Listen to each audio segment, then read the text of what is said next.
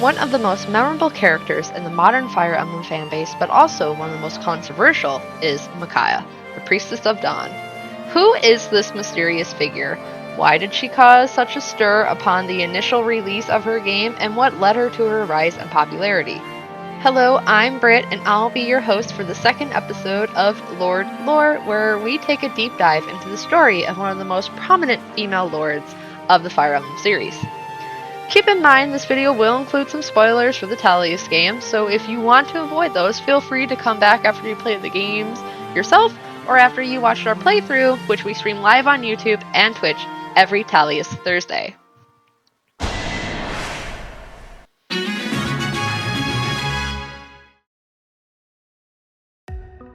To kick us off, we actually have to understand who is Micaiah.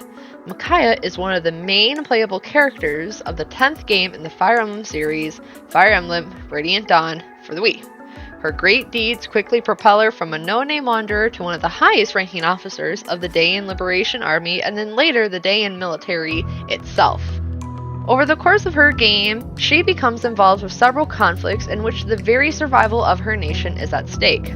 First fighting to free Dayan from the occupation of the Binyan Empire, then forced to go to war against her will with the Laguz nations, and finally saving the entire world from the judgment of a crazed goddess. In the peaceful years following the conflict, Micaiah worked tirelessly to help rebuild Dayan to its former glory, ultimately becoming its queen. She is known fondly among the citizens and the military as the silver-haired maiden and the priestess of Dawn. Micaiah resembles a young adult human woman with long flowing silver hair and bright hazel eyes. However, in truth, Micaiah is a branded, meaning that she's a mixed blood between two races of her world, a human like Bjork and the beastkin Laguz. Significantly, Micaiah has blood of a heroine tribe of the Laguz in her ancestry. This grants her a few special abilities and is the source of her tattoo-like brand on the back of her right hand. It also grants her an exponentially long lifespan, and she is at least a few decades older than her youthful appearance suggests. From her Huron ancestry, Micaiah has inherited the ability to peek into the hearts of others with her mind's eye, reading their general mood and surface-level thoughts.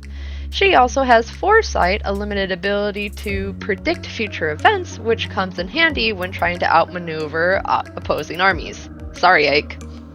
Finally, she has sacrifice, the ability which allows her to heal another person by miraculously absorbing their wounds onto her own body. Getting into the history. Like many branded, Micaiah's mixed heritage has been a near constant source of grief all her life.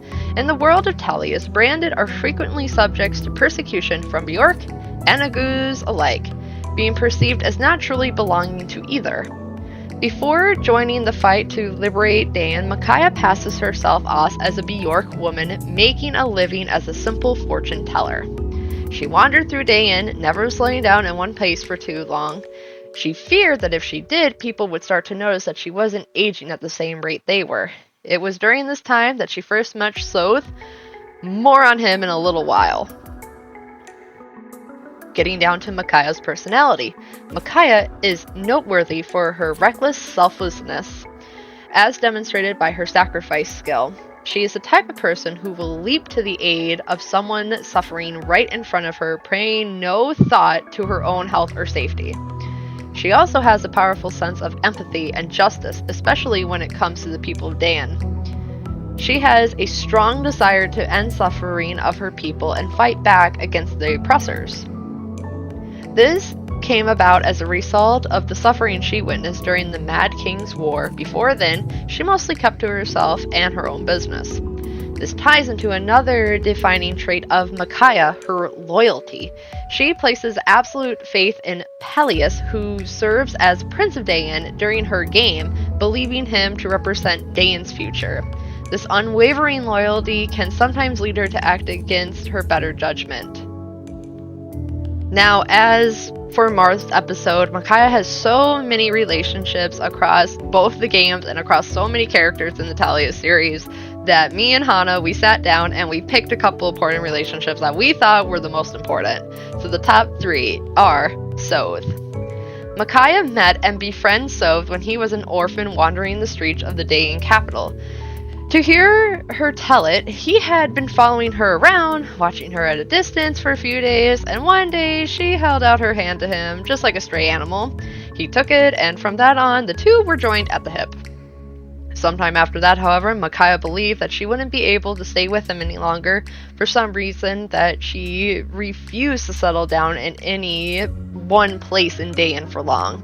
And so she straight up abandoned him during a visit to Crimea, prompting him to join Ike's Grail mercenaries to go looking for her.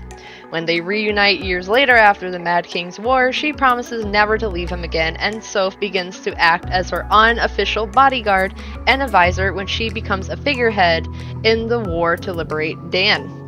If the two had the highest support level at the end of the game, then Soph will become Micaiah's consort when she becomes Queen of Dan. The complexities of Micaiah and Soph's relationship can be seen in their conflicting views on Ike.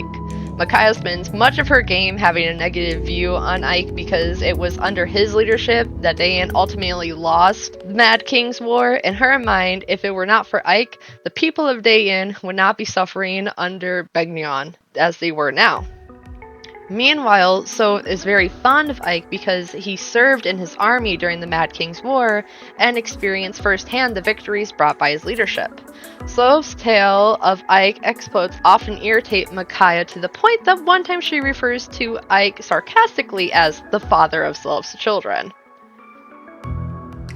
Moving on, we have Sanaki, the child empress of Bignon's empire. She is an important figure to Micaiah because the two of them are actually sisters. Yes, Micaiah was originally born in that nation as the true heir to the position of empress, but she was forced to flee Dayan after an assassination attempt.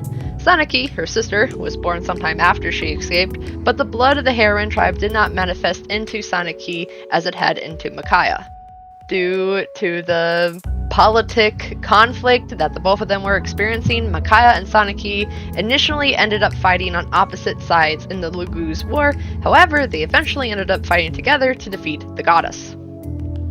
After the wars are over, the two vow to strengthen ties between their nation more than ever as their respective rulers. Sanaki even offers to give up the position of empress to Micaiah as a true heir, but Micaiah refuses, feeling that Dayan is more of a home country to her than Begnion.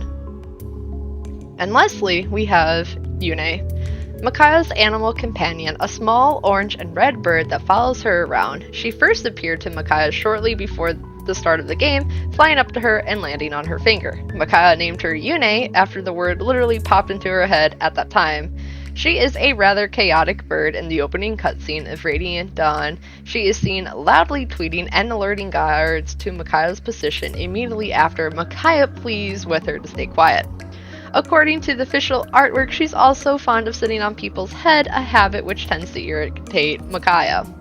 However, despite her seemingly innocent, comedic appearance, her role in the story of Radiant Dawn is actually much larger and more serious than it initially seems. So what exactly was the controversy around Micaiah? Well, Micaiah was plagued by it upon the original release of her game for a number of reasons. Due to Radiant Dawn being one of the first direct sequels of the Fire Emblem series, she was initially disliked simply for picking up the role of the maid viewpoint character while not being Ike. Fans of the first game saw her and her team as stealing the spotlight away from Ike and his team, and her wide array of plot-convenient armor special abilities also led to the accusations of her being a Mary Sue-like character. Then there's the fact that she became complainant in the war's atrocities while fighting for Begnion, inflicting the very suffering that she came to be so against when it came to be her own people. But perhaps the most controversial aspect of Micaiah's character is her relationship with Soth. Because of the age difference between them is actually much larger than their appearance would suggest, the fact that they can get married at the end of the game led some to accuse her of borderline incest or grooming behavior, because Soth states that he looks at Micaiah as a sister. So, how did Micaiah bounce back from all these accusations and her rise in popularity? Great question. There were a couple of factors that led to the Fire Emblem fan base reconsidering their opinions of Micaiah at large.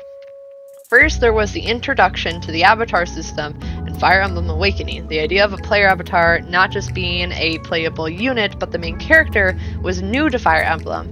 And as some longtime fans took issue with it for its novelty, they started to see Micaiah in a different light. The second factor was that Radiant Dawn was simply a game that took time to grow on its audience. Not everyone was super warm to the idea of having a sequel. Finally, she was an early addition to the cast of Fire Emblem heroes, which helped captivate her popularity. Over time, Micaiah gradually became more appreciated as her role as a lord, adding nuance to the event of the first game by providing a perspective of an ordinary Dayan citizen. She also came to be seen as having potential wasted by Ike and Yune stealing the spotlight rather than the other way around. As far as the grooming accusations are concerned, it's worth remembering that she did try to ditch Soth, only promising not to leave his side when he found her again on his own terms. And that was a quick deep dive into the lore of Micaiah. What did you learn about this often misunderstood lord in this video? Let us know in the comments below, and I'll see you next time for some more Lord lore.